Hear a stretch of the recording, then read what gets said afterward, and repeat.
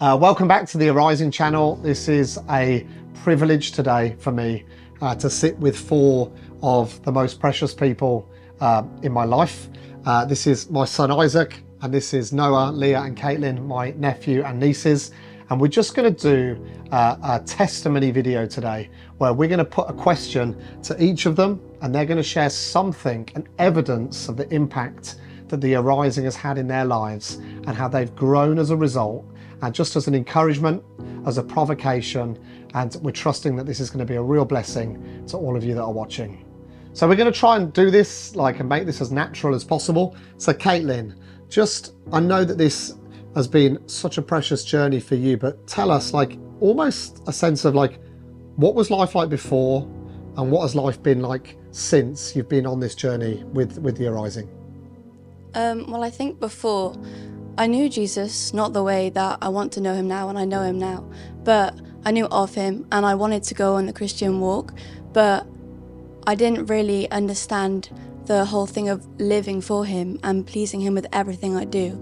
I did have a limit with what I watched, I wasn't just careless about it, and in the same way what I listened to, but since the Arising and getting to know more of Jesus and experiencing him more, there's been more of a burning in my heart to please him with everything I do. Come on.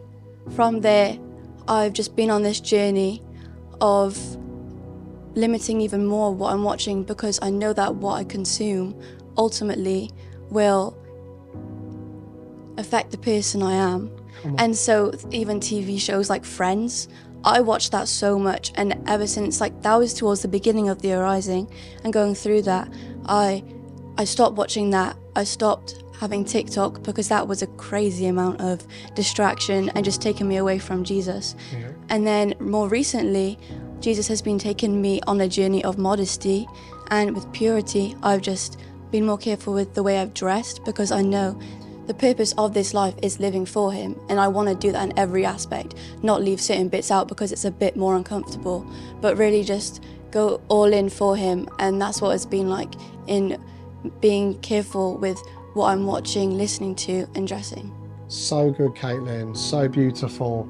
And I think we've got this line that we use, which is revival can't always be caught on a camera.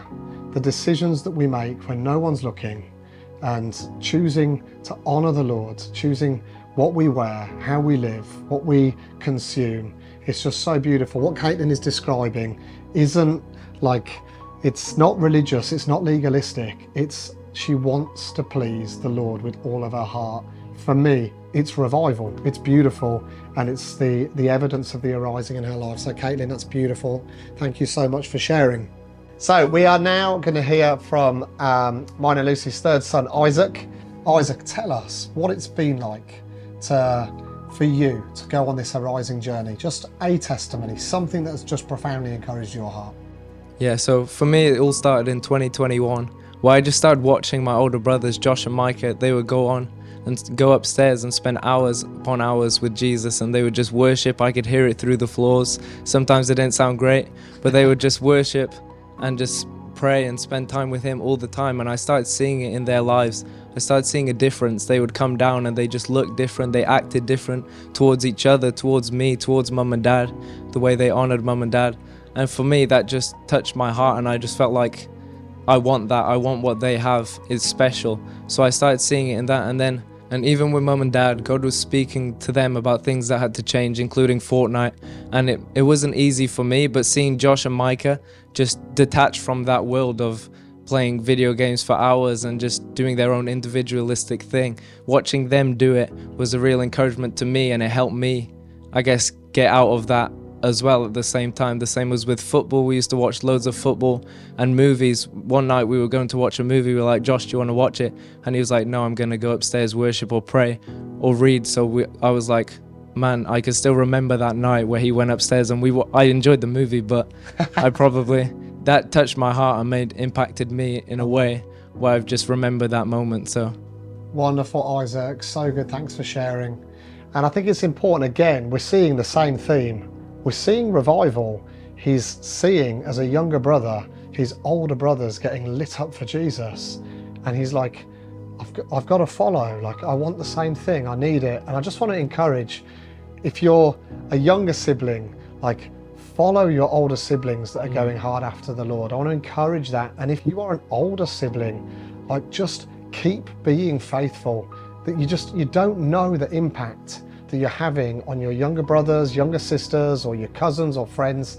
Like, pursue the Lord, go for it. Like, if the Lord has just lit your heart up, go for it, because Isaac's here today sharing a testimony that essentially his walk with the Lord has been changed forever because of the example of his brothers. And there's going to be countless testimonies out there that are going to be like it. So thank you so much, Isaac. That was so helpful. Bless you. Okay, Leah, tell us from your perspective. We've heard from Caitlyn, we've heard from Isaac. What's your heart in terms of how you would express the impact the arising has had on you? I think for a long time, I was in a place of not understanding that I could have a relationship with Jesus. And I'd say that although we started with the arising calling it encouragement nights, we then switched it to encounter nights. Come on. And I don't know if it was necessarily that shift that I think it definitely provoked more to come, but I was in a place of needing a lot of healing.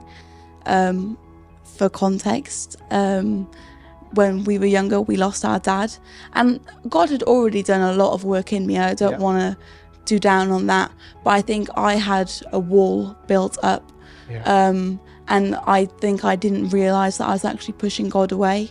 I think I was seeing people like Josh and Micah, and even you and Auntie Lucy, and I was acknowledging what I wanted, but for some reason I kept pushing that away for a long time. So being able to see that shift of encouragement to encounter, and not just an encounter in terms of, oh yeah, I want to experience all the nice and fun feelings, but not to disregard feelings either, but the encounter of I can actually have a day-to-day, second-to-second relationship with Jesus, with this God. And I think when that shifted, I was able to, I think one phrase that was used before was the builders building up the wall and then God coming down and just totally demolishing the wall.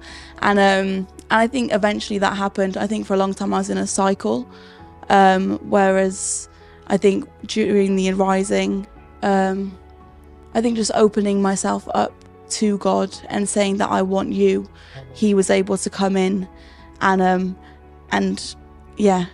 just fully come into my life, and healing that I didn't even think was possible, because I think when you look at stuff like grief, you don't think that you don't realize that there's more that you can walk into with God. So I think it's just been on that journey of being able to encounter him day to day, and what he is able to do through that, and through us being the ones to, although like you said before, how he comes after us, but we really have to go after him as well. Come on. So I think it's really important, and I'm glad that Leah just shared that. But when me and Lucy and the boys came back from Portugal in 2019, actually we are obviously profoundly kind of blown away, really, that the Lord brought us back to family. It's not what we were expecting, not what we were thinking, but actually we came back and we found these guys.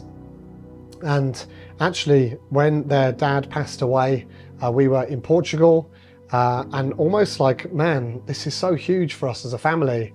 But then coming back and being around these guys for their teenage years, just to kind of pour into them and just to love them, to listen to them, to care for them. For me, listening to Leah share about going from encouragement to encounter is so profound. It's so good. And again, I want to say it again, it's kind of the difference between revival. I have this phrase that God gave me that is, encouragement that doesn't lead to transformation isn't real encouragement.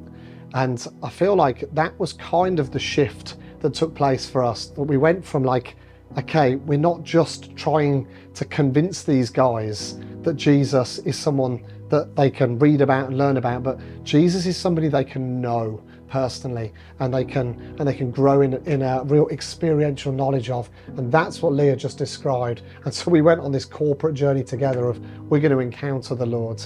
And that is a beautiful testimony, and the healing and the realities of what God's done, and how he's just torn down that wall so that you can be in this place of regular, daily, like you said, second by second encounter with the Lord. So beautiful testimony. Thank you so much, Leah.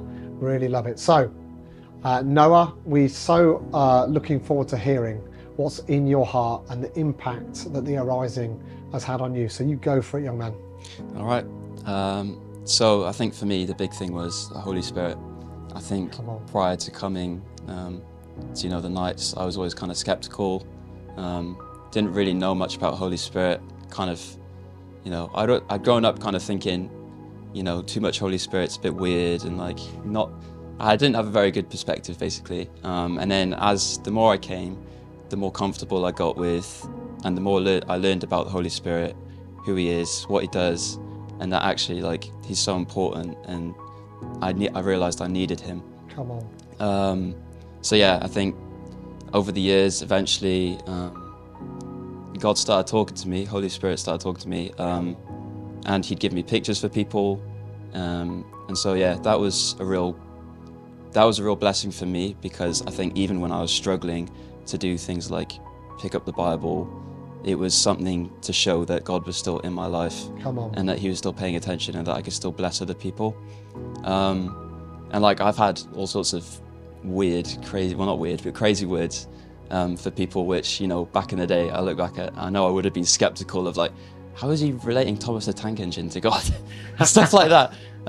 So yeah, I think it's just really blessed me how God's flipped that perspective of Holy Spirit. And just to add, I'd say Holy Spirit has revealed Jesus more to me as well. And now I know Jesus as not just some guy who existed a long time ago, but I can, he's experiential. I know him now. I know his presence now. Come on, wonderful. Wonderful, Noah, so good. And I just kind of want to just jump on something that Noah said, because I feel like this is a battle for so many of us, and that is, if we're struggling that somehow God doesn't speak, or God can't use us to encourage and bless others. And actually what Noah was saying was, I was struggling to read my Bible, struggling to pray, and yet at the same time he's going to gatherings where the Holy Spirit's giving him words, giving him prophetic pictures, and he's being a profound encouragement to people. And I love that. Not only is he encouraging people, but actually in his heart, the Lord's encouraging him. And he's like, okay, actually, God does love me. God is with me. Holy Spirit is still speaking to me.